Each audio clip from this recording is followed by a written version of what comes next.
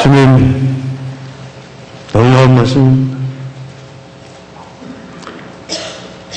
어마어마한 말씀인데, 이 미련한 자가, 이 둔한 자가, 이 엄청난 말씀을 어떻게 이 백성들에게 정말 이 말씀 듣고 저들의 삶이 완전히 변화도록 되어야 할 텐데, 그렇게 할 수 있는지 저는 못하겠습니다.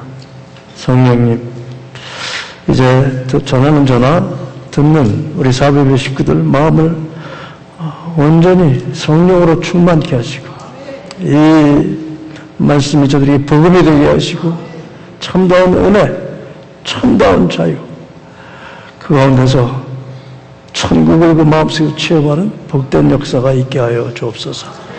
예수님의 이름으로 기도했습니다. 아멘. 계속해서 천국 강령, 전국 시민 강령, 오늘 우리가 지금 보고 있죠. 산상수훈의 별명입니다. 그래서 우리가 천국 시민으로서 어떠한 마음과 삶과 자세와 말과 행동을 해야 할 것인가, 그것을 아주 실제적으로 우리의 삶에서 가장 필요한, 우리가 순종하면은 정말 우리 삶이 천국으로 바뀌는 그러한 말씀만 이 산상수훈에서 예수님께서 우리에게 전해주고 계십니다. 오늘은 비판하지 말라 하는 그러한 주님의 천국 강령입니다. 저희들은 흔히 이런 착각에 빠져 삽니다. 천국은 우리가 죽으면 우리가 가서 살 시공간이다. 그래서 지금은 천국을 경험할 수 없고, 가서 천국 가서 우리가 천국을 경험하고, 천국 가서 변하고, 천국 가서 무슨 역사가 일어날 것이다. 뭐 그 말도 사실입니다. 그러나 예수님께서 누가복음 17장 21절에 이런 말씀하셨어요. 또 여기 있다 저기 있다고도 못하리니 하나님 나라는, 즉 천국은 너의 속에, 너의 안에, 너의 마음에 있느니라. 이렇게 말씀하셨어요. 그러니까 우리 컴퓨터를 우리가 요즘에 하고 있으니까 컴퓨터를 좀 예를 들어서 설명을 해보겠습니다. 컴퓨터는 두 가지로 되어 있어요. 하나는 뭐예요? 하드웨어. 말하자면 이것은 하나님께서 우리에게 베푸실 새 하늘과 새 땅이죠. 그거 반드시 있습니다. 우리가 거기서 살 거예요. 그러나 그것은 하드웨어입니다. 또 컴퓨터는 하드웨어 말고 또 하나 있어요. 그게 뭐예요? 소프트웨어예요. 운영 시스템이에요. 그 운영 시스템이 잘 돌아가야 그 컴퓨터가 제대로 돌아가요.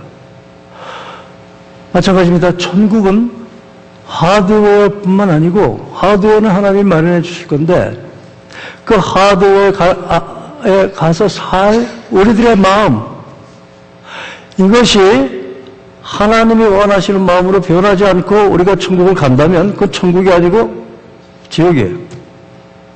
하드웨어가 우리를 천국에 살게 할 수 없어요.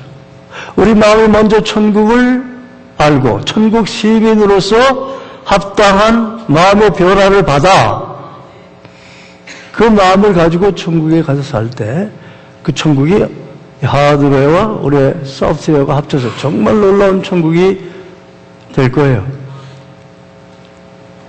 그런데 이것에 대해서 별로 생각을 안 하고 그저 천국만 가면은 되는 걸로. 그렇지 않습니다. 천국만 가는 걸로 되면은 하나님이 당장 우리를 데려가시는 게 더 좋아요. 왜 안 데려가세요? 천국 가기 전에 저와 여러분의 마음이 좀 바뀌어야 할 부분들이 너무너무나 많아요. 그것을 주님께서 산상수훈의 말씀을 통해서 우리에게 아주 절대적으로 천국 시민이 되기에 필요한 강령들, 이것은 너희가 이 지상에 살 때 훈련받고 그리고 새롭게 돼서 변화해서, 그래서 예수님께서 천국은 여기 있다 저기 있다, 그런 장소적인 개념, 그런 것보다 내 안에서 이러한 천국 강령의 삶이 이루어질 때 벌써 너의 마음은 뭐에? 하나님의 나라가 임하였느니라, 그렇게 말씀하시는 거예요. 이것을 전제로 해서 오늘 이 말씀을 좀 풀기를 원합니다. 1절에 비판을 받지 아니하려고는 비판하지 말라, 이렇게 우리말로 번역이 되어 있는데 이 번역이 조금 문제가 있어요. 왜냐하면 얼핏 보면은 이 말씀 우리가 보면은 비판을 받지 않기 위해서 비판하지 말라, 이런 어떤 소리로 들려요. 비판받지 않기 위해서 비판하지 말라는 뜻이 아니에요. 원래 이 본문은 비판하지 말라, 그래 놓고 이제 너희가 비판하면 네가 비판을 받을 것이다, 그 이유를 설명하고 계신 거예요. 2절도 마찬가지예요. 너희가 비판하는 그 비판으로 비판을 받고 헤아리는 헤아림으로 너희가 헤아림을 받고, 그러면서 비판을 하지 말라는 그 말씀이 오늘 본문 말씀의 가장 중요한 말씀이에요. 근데 여기서 우리가 심각하게 좀 알아야 할 단어가 비판이라는 단어의 정의입니다. 정의. 이게 무슨 뜻이냐 하는 것을 정확히 알지 못하면 이 말씀 전혀 우리한테 유익이 안 돼요. 그리고 우리가 이 말씀을 통해서 변할 수가 없어요.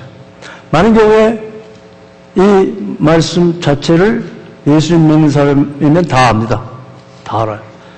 그런데 변하지 않는 이유는 이 비판이라는 단어의 정확한 뜻이 무엇인지 먼저 깊이 깨닫지 못하고 이 말씀을 보기 때문에 그래요. 그건 제 결론입니다. 그래서 이 단어를 먼저 정의해 보겠습니다. 이 비판이라는 단어는 헬라말로 크리노라는 단어인데 이 단어는 두 가지 뜻이 있어요. 하나는 판단하지 말라 그런 뜻이에요. 이것은 우리 마음을 먼저 얘기하고 있는 거예요. 근데 비판하지 말라 하게 되면 마음보다는 우리가 우리 입에서 나오는 말을 의식하기가 쉬워요. 아니에요. 그것은 아니에요. 이 크리노라는 단어는 먼저 중요한 뜻이 뭐냐면 판단하지 말라. 영어로는 오히려 선명하게 번역이 되어 있어요. Do not judge. 판단하지 말라. 그 다음에 판단하는 마음에서 비판하는 말이 나오니까 이제 criticize, criticism 이런 비판이라는 단어를 또 이 말씀이 포함하고 있는 거예요. 근데 이 헬라 말보다 이 구약에 나오는 이 비판, 성경 전체를 관통하는 비판이라는 단어의 뜻은 히브리 말에 아주 더 중요한 의미가 실려 있습니다. 히브리 말로 비판이라는 뜻은 메시팟이라는 단어인데 이 뜻은 무슨 뜻이냐면, 잘 들으세요. 하나님처럼 선과 악을 구분하는 능력, 그걸 얘기해요. 이 메시팟이라는 단어. 그러니까 비판하지 말라 할 때 굉장히 의미가 달라져요. 하나님처럼 네가 남을 그러다 옳다 하지 말라, 그런 뜻이에요. 이게 그 뜻이에요. 그리고 이 메시팟이라는 단어는 어떤 행위보다는 판사, judge, 판사, 사람, 인격, 그걸 얘기하고 있어요. 그러니까 네가 판사가 돼서 다른 사람을 정죄하고 판단하고 심판하고 처벌하고 그러지 말라, 그런 뜻이에요.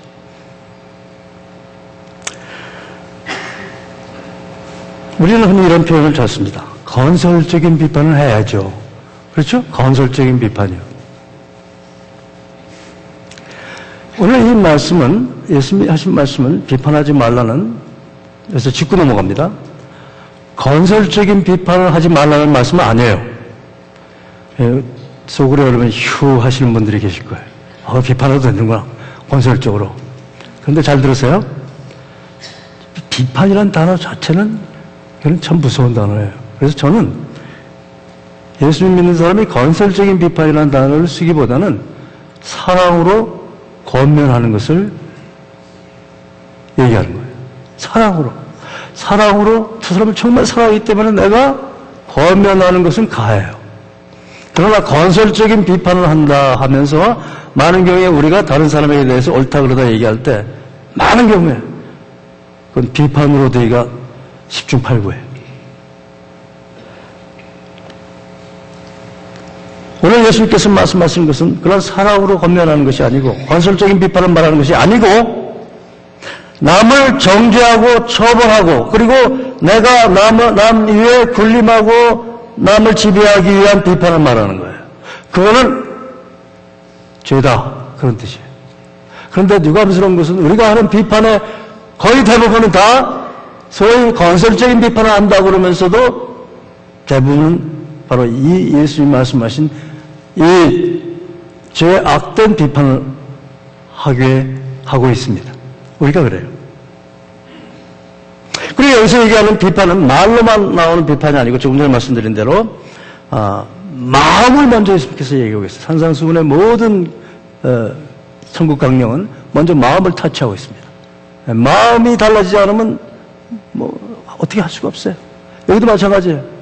그러니까 우리가 비판하지 말라고 예수께서 말씀하셨을 때 여기서 예수님이 의미하는 의미는 우리 마음부터 벌써 판단하는 자세가 죄악이다 그런 뜻이에요.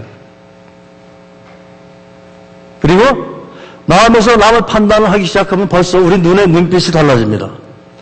사람은 영물이에요. 딱 보면 알아요. 이 사람이 건설적인 비판한다고 그러면서 사실은 나를 판단하고 앉아서 자기가 나보다 낫다. 육적으로, 정신적으로, 영적으로 낫다라고 얘기하는구나. 금방 알아요. 금방 알아요. 우리 애들도 알아요. 우리 아이들한테 뭘 이게 가르친다고 비판하죠? 알아요. 금방 알아요. 우리가 영적인 존재이기 때문에 그렇습니다. 그래서 비판의 종류는 마음으로 비판하는 것도 여기 들어가고 눈이 달라져요. 눈으로 비판하는 것도 여기 들어가고 그 다음에 벌써 마음을 판단하고 남의 어떤 옳고 그름을 내 마음속에서 자로자면서 비판하는 마음이 들기 시작하면 판단하는 마음이 들기 시작하면 벌써 우리 자세가 뻣뻣해져요. 뻣뻣해져요. 그리고 상대방이 금방 느껴요. 무서워요. 그 다음에 자유가 없어져 버려요. 두려운 분위기가 형성이 돼요. 그것까지 한꺼번에 말씀하시는 거예요. 꼭 말로 너희가 잘못했어. 너희가 나빠. 그거는 마지막 단계예요.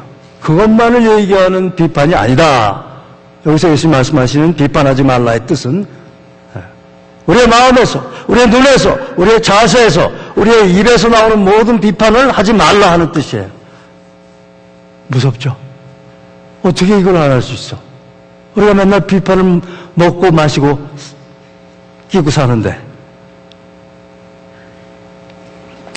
우리의 현실은 사실 아침에 눈을 뜨고 밤에 잠자리에 들어갈 때까지 아니 꿈에서도 이 비판이 우리를 완전히 옥죄면서 살고 있는 것이 또 우리의 인생살이에요. 예를 좀 들어보겠습니다. 저는 지금 여러분에게 설교하는 설교자 입장입니다. 여러분들이 설교를 들으면서 여러분은 제 설교를 비판하고 계시죠? 판단하고 계시죠? 저 사실이야? 아이, 뭐 넘어가는 거 아니야? 뭐 어떻게 저렇게 하지 말라고 그래? 근데 제가 늘 여기서 강단에서 늘 조심하는 게 한 가지 있습니다. 그것은 뭐냐면 내 말을 하지 않기를 참 조심해요. 이 주님의 말씀만을 전하려고 애를 씁니다. 그러니까 저하고 싸우지 마세요. 저도 그래요. 저도 뭐 이런 유튜브나 이런 데 설교를 듣게 되면요. 일단은 이렇게 봅니다. 이렇게 들어요. 이렇게 뭐 무슨 얘기 하나 보자. 그게 우리예요. 그게 우리의 현실이에요. 또 대통령과 국민 사이도 마찬가지입니다. 지금 한국이나 미국이나 대통령 선거로 참 다급하게 돌아가죠. 근데 우리나라 좀 얘기 좀 합시다. 우리나라에 지금 박근혜, 안철수, 문재인 이 세 분이 이제 대통령 후보로 나서서 아주 각자 나름대로 지지 기반이 분명하고 그래서 어떻게 보면 관전하기가 재밌습니다. 누가 될지 모르겠습니다. 저는 여기서 누구를 좋아한다고 얘기 안 합니다. 그런데 우리나라 모든 국민이 다 그래요. 모든 사람이 다 그래요. 제 악의 뿌리가 다 있기 때문에 그렇습니다만은 우리 한국 문화가 유달리 좀 그런 것 같아요. 대통령을 뽑을 때는 이렇게 열심히 해서 뽑아놓고는 대통령이 되는 순간에 우리나라 대통령은 누가 돼요? 5천만 명이 대통령이 돼요. 대통령을 끄집어 내리기에 임기 내내 우리 안에서 입방아를 찢는 거예요. 예. 아마 그거 하려고 대통령을 뽑는 것 같아요. 얼마나 비판들을 잘하는지 아주 잘해요. 그리고 내가 대통령을 비판할 때 기분이 좋죠. 왜요? 내가 대통령을 비판하니까 내가 대통령 아니에요. 그런 마음들이 있어요. 있어요. 이게 대통령 이게 잘못됐어. 그럼 뭐예요? 내가 대통령보다 낫다는 얘기. 이러한 우리 비판의 현실은 고용주와 고용인 간에도 마찬가지입니다. 비판은 사장이 종업원에게만 하는 거 아니에요. 사장은 자기의 어떤 그 타이틀을 걸고 회사의 운명을 걸고 종업원에게 비판을 하죠. 좋아지라고. 그렇지만 또 종업원 사이에 원망과 불평이 많습니다. 그럼 뭐예요? 사장을 비판하는 거예요. 그래요. 부모와 자식 간에도 마찬가지입니다. 우리는 애들한테 이거 해라 저거 해라 하면서 야단치죠. 야단치는 게 뭐예요? 비판하는 거예요. 그럼 아이들은 뭐예요? 뒤에서 꿍얼꿍얼 대요. 그리고 조금 지나면 아빠는 옛날에 이렇게 했잖아. 이러는 거예요. 잘해요. 너무 잘해요. 남편과 아내 사이는 말할 것도 없죠. 남편과 아내 사이는 말할 것도 없어요. 부자는 가난한 자를 멸시하는 게 뭐예요? 판단해서 비판하는 거예요. 가난한 사람 부자를 또 판단하고 비판해요. 그래서 나중엔 안 되니까 공산주의 혁명이 일어나죠. 많이 배운 사람은 적게 배운 사람을 비판하고 적게 배운 사람 적게 배웠다고 비판할 줄 모르는 줄 아세요? 잘해요. 상처를 받기 때문에 잘합니다. 피부 색깔이 다른 사람끼리 서로 비판하고 이런 것이 여러분과 저 눈만 뜨면 우리 안에 현실로 다가오는 이 비판의 지배예요. 우리 인생살이가 사실 이 비판으로 꽉 차 있어요. 그런데 중요한 것은요, 이 비판에는 마치 코브라가 사람을 이렇게 물기만 하면 그 사람이 죽잖아요, 그 독에. 그거 이상으로 이 비판은 아주 엄청난 해독이 있습니다. 그래서 일단 비판하는 마음, 비판하는 눈, 비판하는 자세, 비판의 말이 나갔다 하면 그 비판의 독은 사람 마음을 뚫고 들어가서 그 사람 마음을 상하게 만듭니다. 그 사람 마음이 이 비판의 상함, 아픔으로 그냥 마음이 얼마나 쪼그라드는지 몰라요. 그리고 이 비판당한 사람은 즉시 화가 납니다. 분노가 일어나요. 그리고 나를 비판한 사람을 미워하게 돼요. 그러면서 외로워져요. 그리고 눌립니다. 눌려요. 우울해져요. 그리고 자신감을 상실하게 돼요. 그리고 정말 죽고 싶습니다. 그리고 그 사람을 죽이고 싶어요. 이게 굉장히 무서워요. 이 비판이.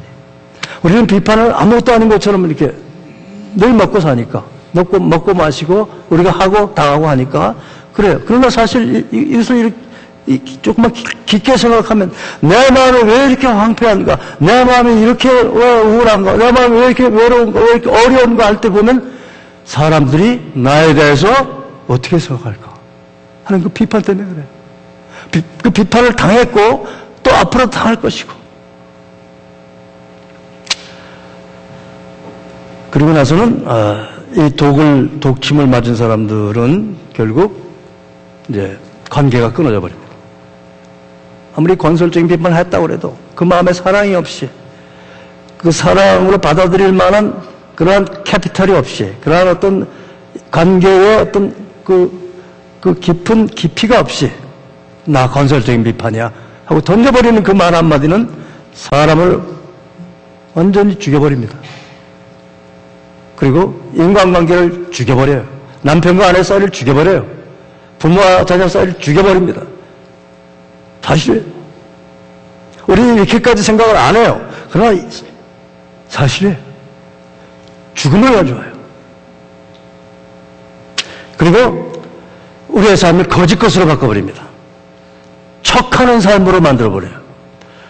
한번 비판을 받으면요, 그 다음부터는 내가 다른 사람에게 비판을 안 받으려고 창문의 커튼을 닫아버립니다. 막 닫아버려요. 그리고 척합니다. 프리텐드예요. 그런 게 참 비극은요, 유감스러운 것은 세상 사람은 그렇다고 쳐요. 원래 세상이 그러니까. 그런데 교회에서 많은 경우에 이 비판이 난무하게 될 때 교회에서 비판을 당하고 비판받는 사람들의 마음이 황량해지면서 문을 딱 닫아버려요. 그리고 예배 드리러 오는데 사람을 보기가 싫어. 만나기가 싫어. 비판받기 싫어. 내 마음을 보여주기 싫어.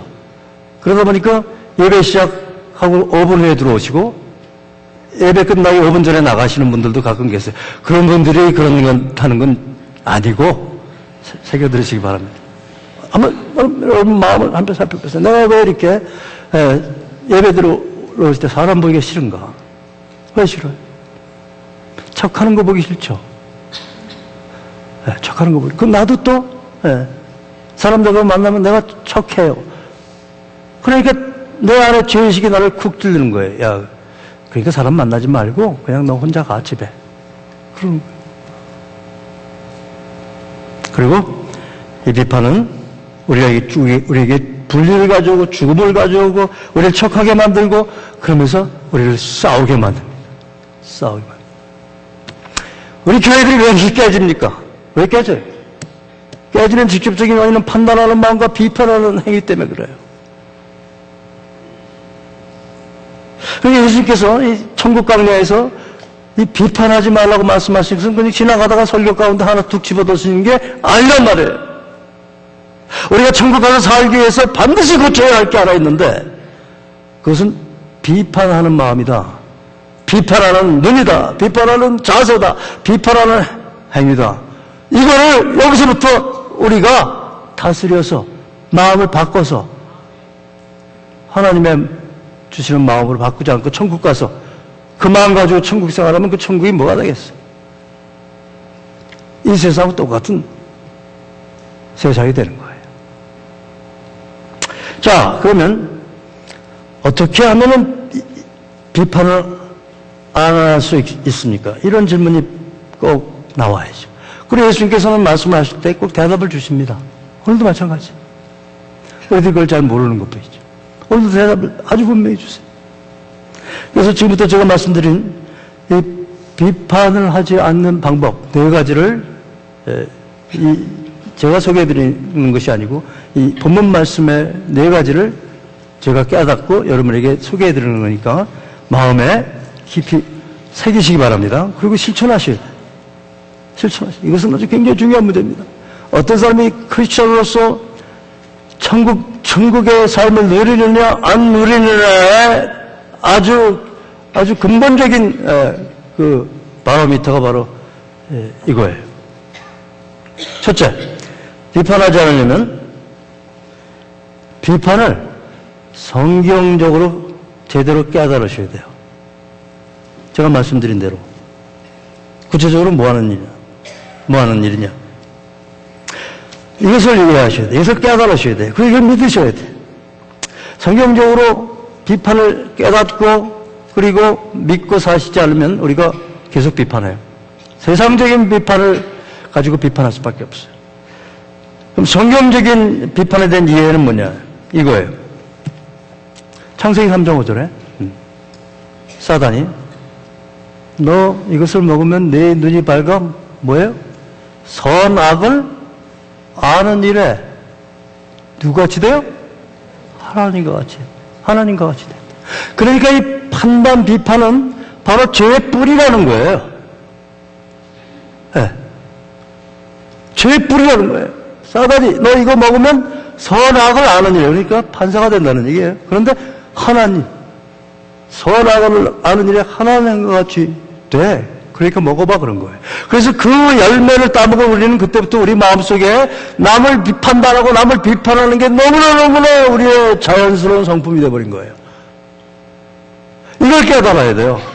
이걸 깨닫지 않고는 계속 비판을 하게 돼 있어요, 우리가.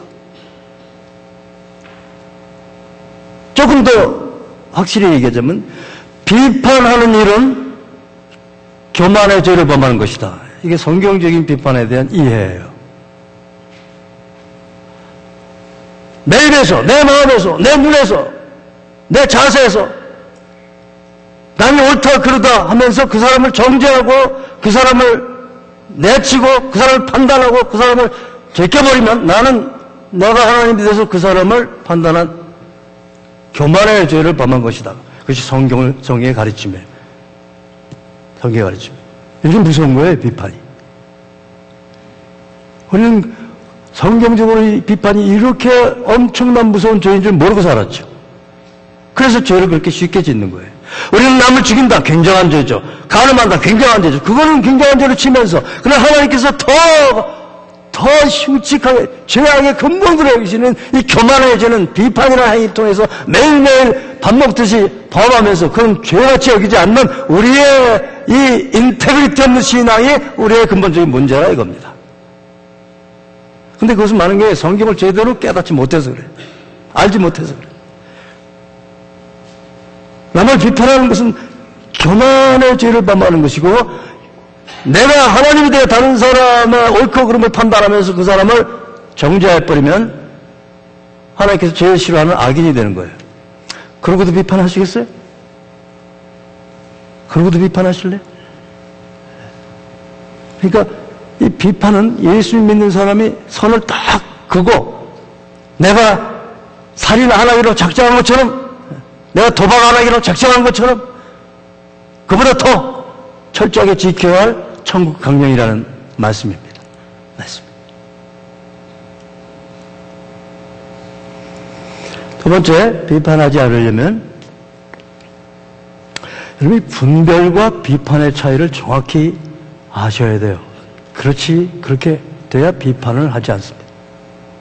분별과 비판. 왜 많은 경우에 우리가 비판하면서 뭐라 그래요? 아이, 나는 분별하는 거죠. 에? 나는 분별하는 거예요. 그런데 분별은 뭐고 비판은 뭐냐? 그때 생각해 보셨어요? 예. 제가 분별은 뭐고 비판은 뭔지 한번 말씀드려 볼게요. 분별은 뭐냐면요. 옳은 것과 그릇된 것, 잘못된 것을 구분하는 것을 분별이라고 그래요. 그 예수님께서 그거 하지 말라고 하시는 말씀 아니에요, 이거는.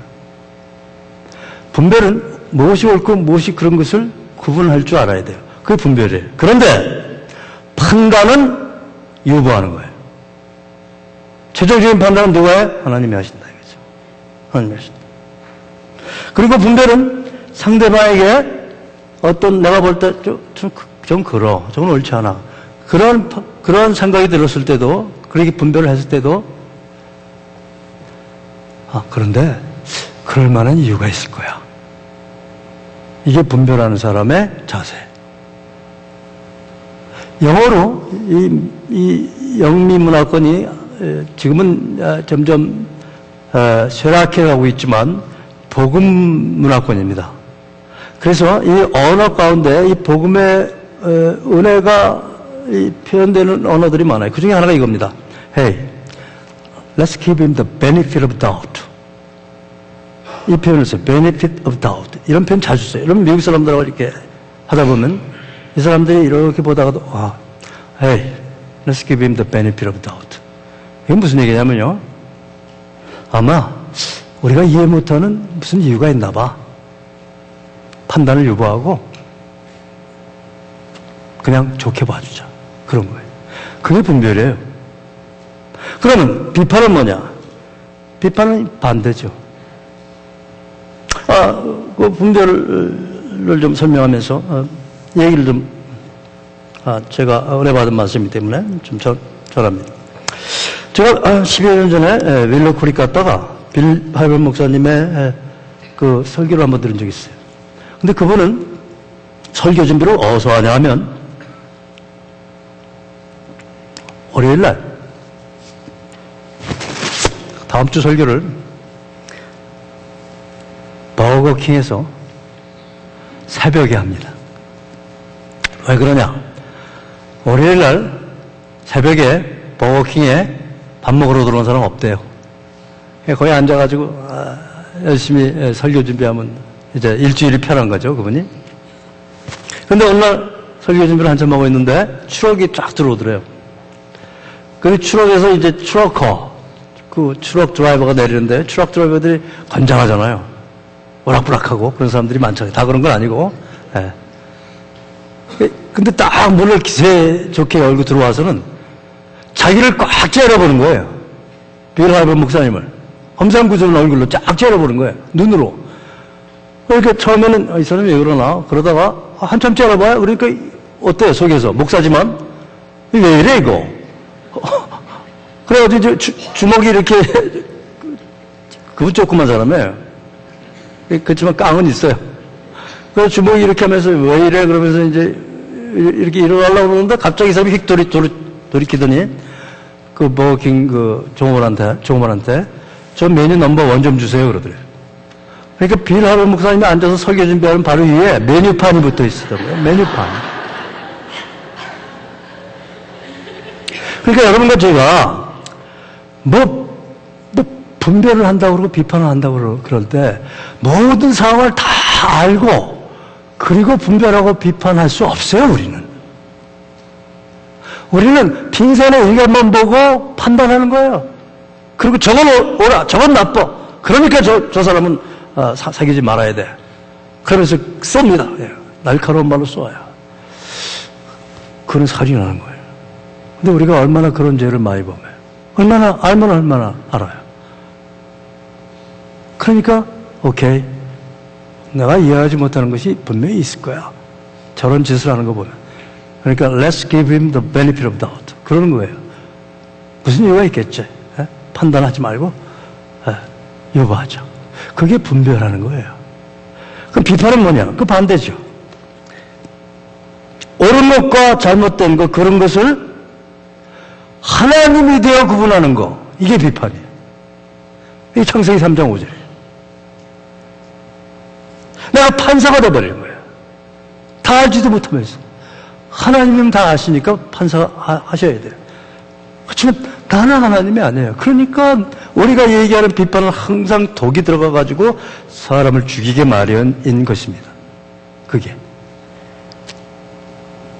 그리고 자기 판단을 확신해버려요. 절대로 맞아. 뭐 이런 식으로. 말들이 세죠. 네. 세게 해요. 우리 한국 사람들 특별히 세게 합니다. 네. 나도 세게 할 때가 많아요. 조금 아는 거 가지고 세게 해요. 세게 사람을 가둬놓습니다. 그리고 상대방에게 그렇게 할 만한 이유가 있겠지라는 기회를 안 줘요. 이게 비판이에요.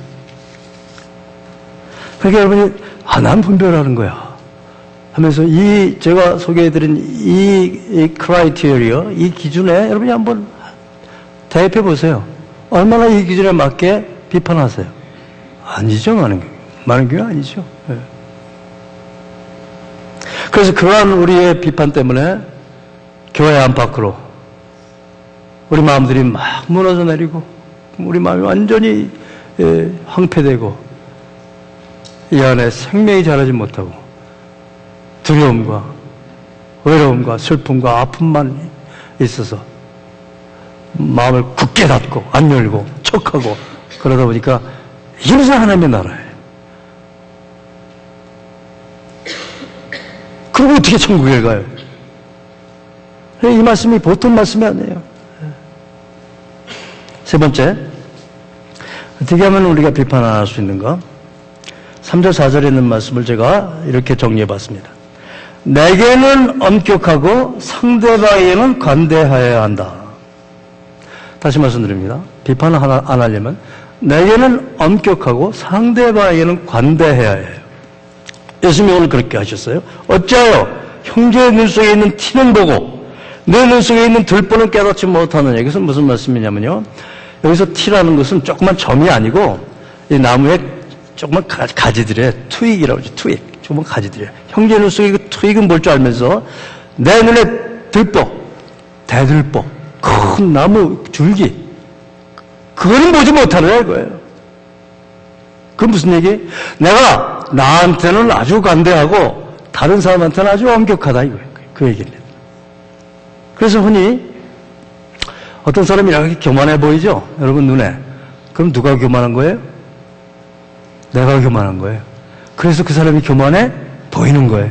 정말이에요. 정말. 남이 열등감이 있어 보여요. 뭐에 대해서 저 사람이 열등감이 있어서 그래.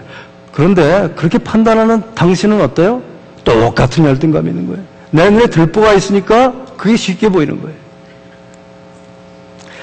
어떤 사람 시기심이 많은 사람이 있죠? 시기심이 많은 사람.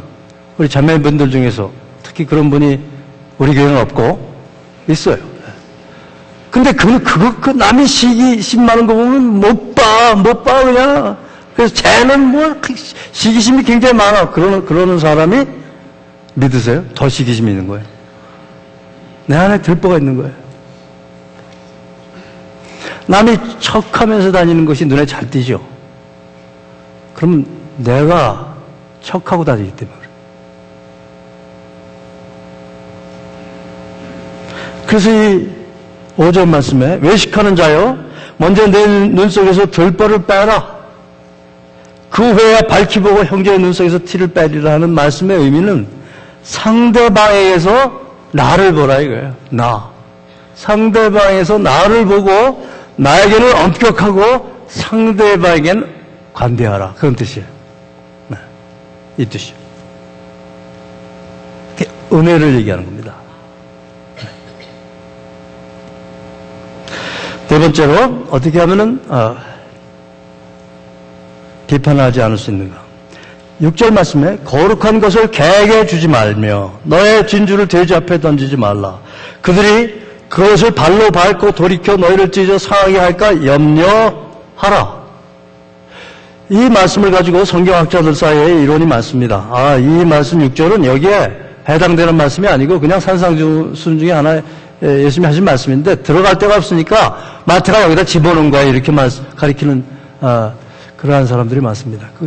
그런 사람들은 대개 이제 성경을 문학으로 책으로 또 어떤 종교 서적으로 연구하는 사람들이 그런 얘기를 많이 해요. 그런데요, 저도 이제 그러한 사람들의 주장에 대해서 그것이 그럴듯해서 그럴 수 있다고 생각을 했는데 제가 이 말씀을 깊이 묵상하다가 아니야. 뜬금없이 이 말씀이 여기 들어간 게 아니고 이 6절 말씀은 우리가 비판을 하지 못하게 하는 예수님 아주 강력한 말씀이라는 것을 제가 깨닫게 됐어요. 그래서 여러분이 혹시 이 얘기를 들으시면 다른 데서는 별로 이런 얘기를 안 할 테니까 그냥 들으세요. 그리고 제가 여러분 담임 목사 아니에요. 그러니까 제가 깨달은 대로 믿으셔야 돼요. 그리고 제가 이거 제 감정으로 깨달은 것이 아니에요. 자기적으로. 정말 깊이 묵상하다가 성경적으로 깨달은 거예요. 이렇게 들어보세요. 이 말씀을 해석하자면 이렇습니다. 거룩한 것을 개에게 주지 말며 너의 진주를 돼지 앞에 던지지 말라고 그랬을 때 유대인들은요. 돼지 할 때 이방인을 놓고 돼지 그럽니다. 돼지 그럽니다.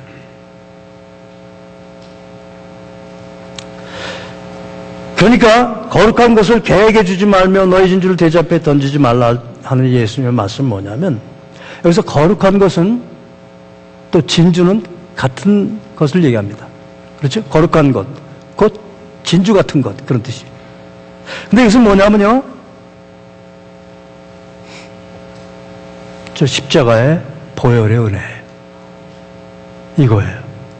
하나님께서 자기에게는 엄격하고 다른 사람에게는 관대한 그 사역의 최종적인 장소가 저 십자가예요.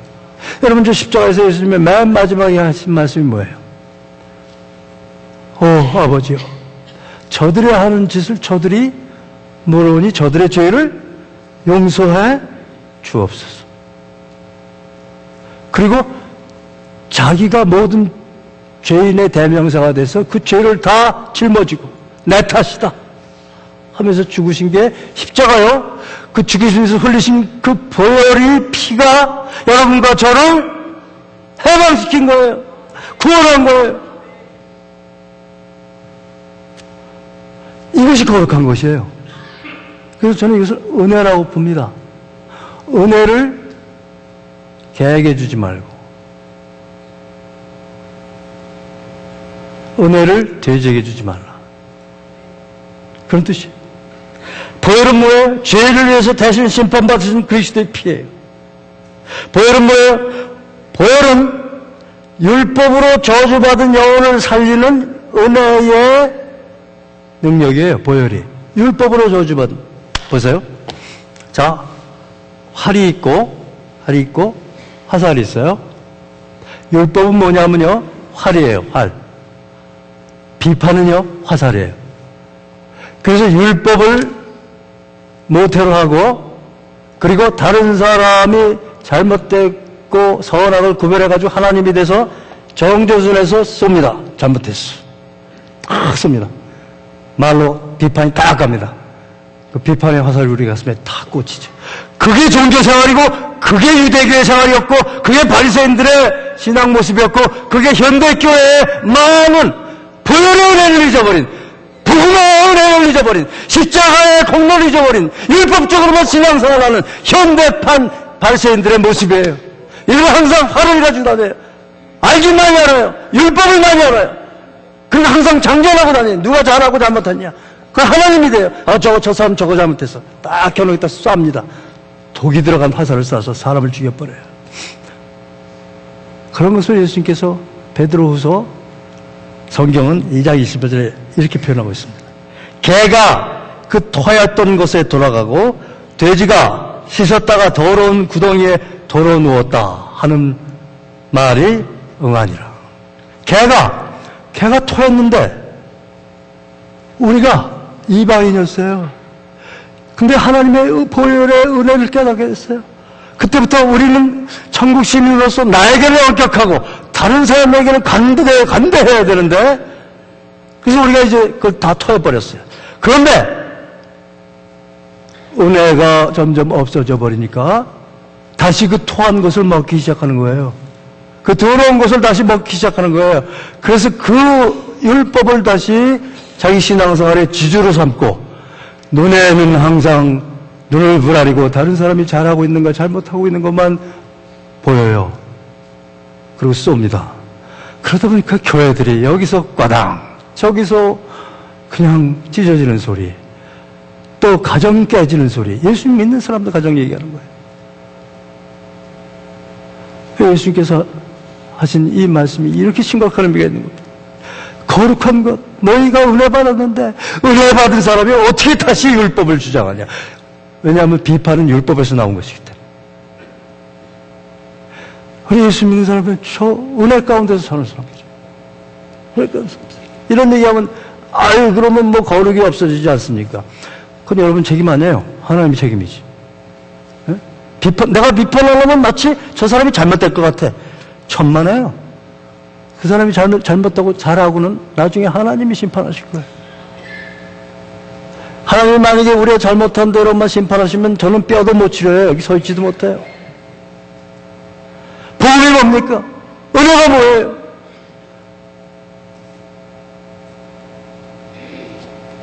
예수님이 그들이 그것을 발로 밟고 찢어 너희를 상하게 한다. 그들이 그것을 발로 밟고 찢어 비판하게 되면 밟히고 찢기고 상하게 돼요.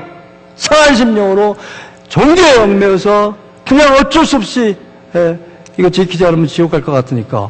그리고 신앙생활 하는 데서 예수님께서 수고하고 무거운 짐진 자들아. 그게 무슨 뭐에 수고하고 무거운 짐진 줄 아십니까? 율법의 정죄, 비판의 화살에 불안해서 두려워서 자기 마음을 닫고 척하면서 그냥 눈치 보면서 신앙생활하는 모든 사람들아, 나한테 와라, 나한테 와라. 내가 너희를 쉬게 하리라. 내가 너희를 쉬게 하리라. 내가 너희들의 모든 죄를 저기서 다 용서했어. 값싼 용서가 아니야. 그 용서를 받아 우리가 어떻게 화를 가지고 다른 사람을 화살을 겨누면서 소위 건설적인 비판한다고 하면서 비판할 수가 있겠느냐, 그 말씀입니다. 네, 그 말씀. 누가복음 4장 18절 21절에 주의 성령이 내게 임하셨으니 이는 가난한 자에게 복음을 전하게 하시고 내게 기름을 부으시고 나를 보내서 포로된 자에게 자유를, 여기서 포로된 자에게라는 뜻은 율법의 정죄에 포함된 자를 얘기하고 있어요. 이게 그 뜻이에요. 성경을 잘못 해석하는 분들이 참 많아요. 율법의 정죄에 선행한 하나님의 하나님 같이 된 자들이 이 유대교회 상층부에 앉아가지고 백성들을 다 쏘고 있는 거예요. 쌀로. 넌 이게 잘못됐고 넌 저게 잘못됐고. 그게 현대교회까지 전승이 돼가지고 교회 가기가 무서워요. 교회 가기가 정말 싫어요. 그래서 예배만 보고 도망가는 거예요. 왜? 율법의 활을 갖고 다니거든. 그런 포로된 자에게 자유를, 늙는 자에게 다시 보게 함을 전파하며 눌린 자를, 비판받으면 눌리게 돼 있어요. 의기소침하게 돼 있어요. 창의력이 없어져요. 자신감을 잃어버려요. 그 눌린 자를 자유케 하고 놓아주는 거예요. 놓아줘. 예. 비판 안 해요. 주의 은혜의 해를 전파하게 하려 하십니다. 그리고 나서 예수께서 그들에게 말씀하시되 이 글이 오늘날 너에게 이루어졌도다. 할렐루야. 아멘. 아멘. 예수님이 우리 비판하러 오시지 않았다니. 하나님이 우리를 심판하러 오시지 않았다니. 하나님은 우리를 놓아주러 오셨어요. 그래서 수고하고 무거운 짐진 자들아 다 내게로 오라라고 초청하신 거예요. 그거를 받아들일 때 우리는 은혜를 깨닫게 되고 그 은혜 가운데서 다른 사람의 멱살을 놔줄 수 있고 나한테는 엄격하고 다른 사람은 관대하고 그러면서 은혜의 도가니 안에서 자유와 은혜와 기쁨과 사랑의 공동체가 예수 그리스도의 교회예요. 그게 예수 그리스도의 몸이에요. 그게 여러분들 한 사람 한 사람의 마음이 되어야 돼요. 그런 사람이 가는 곳이 천국이에요. 그런 사람들이 있기 때문에 천국이 천국이에요. 그래서 지금부터 연습하는 겁니다. 연습하는 거예요. 이게 쉽지 않아요. 쉽지 않아요. 그래서 내 마음 가운데 항상 이 네 가지를 마음속에 새겨 두십시다. 이 비판하는 것은 죄다. 죄다. 나한테는 엄격하고 다른 사람한테는 관대하죠. 관대하죠. 이런 거룩한 것을 개에게 주지 말고 진주를 돼지에게 주지 말자. 분별과 비판의 차이를 정확히 알죠. 그러면서 노력해야 돼요. 연습해야 돼요. 부지런히 연습해야 돼요. 한번 해보세요. It's magical. 아주 굉장히 역사가 커요. 한번 해보세요. 집에 가서 와이프한테 한번 해보세요. 남편한테 한번 해보세요. 여러분 가정생활이 달라질 거예요. 정말이에요. 자녀들을 그렇게 대해보세요. 하물며 종업원들, 교우들 이렇게 대하실 때 여러분 마음이 은혜로 충만하게 되고 그리고 여러분의 가정과 여러분의 삶이 천국으로 변화가 되고 그렇게 사시는 여러분이 되기를 간절히 주의 이름으로 축원합니다. 기도하겠습니다. 주님 아시죠? 이것은 마치 무슨 공식으로 해서 쉽게 그렇게 풀리는 것이 아님을 주께서 아시죠?